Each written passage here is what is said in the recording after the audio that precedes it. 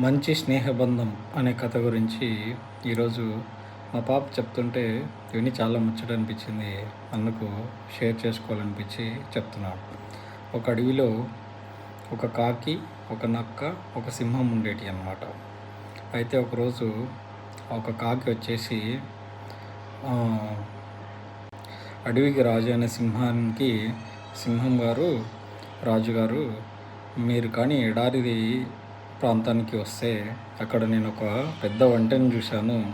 ఒక వారానికి సరిపడా ఆహారం మీకు దొరుకుతుంది. మీరు రోజు వేటాడాల్సిన అవసరం ఉండదు అని చెప్తుందన్నమాట. అప్పుడు నక్క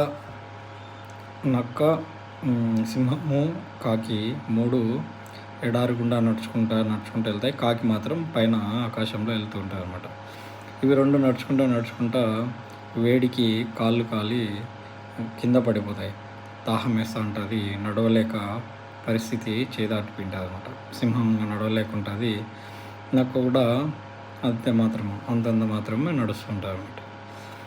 అప్పుడు ఒంటె దగ్గరికి ఎలాగోలా చేరుకుంటారు అనమాట. ఒంటె దగ్గరికి వెళ్ళి ఆ కాకి వచ్చేసి అడుగుతుంది, నువ్వు ఈయన సింహం రాజుగారు కదా, మన అందరికీ రాజు, అడవికి రాజు, ఎలాగైనా వీళ్ళని అడవిలోకి చేర్చి ఆ సహాయం చెయ్యి అని అంటారు. అప్పుడు ఆ వంటె మోసుకుంటా వెళ్ళి అడవిలో వదులుతుందన్నమాట. అప్పుడు కాకి నక్క రెండు ఆలోచించి, సింహం రాజా, మృగరాజా, ఈ వంటె ఇప్పుడు ఒంటరిగా చిక్కింది. మీరా అలసిపోయి ఉన్నారు. ఇంకొక వారం రోజులు మీరు వేట కూడా వేటాడలేరు. కాబట్టి ఇదే సరైన అవకాశము, దాన్ని పట్టి చంపేసేయండి అని అంటారు. అంటే అప్పుడు లేదు, మనకు సహాయం చేసింది మనతో పాటు ఉంటుంది అని చెప్పి సింహం అంటుంది అన్నమాట.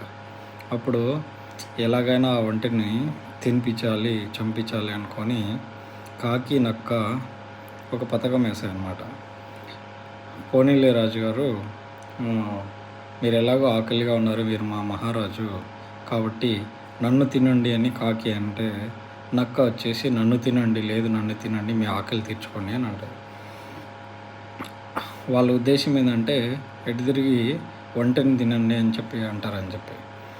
అయితే ఆ ఒంటె కూడా అంటుంది, మహారాజా మీరు నన్ను తినండి అని అంటుంది.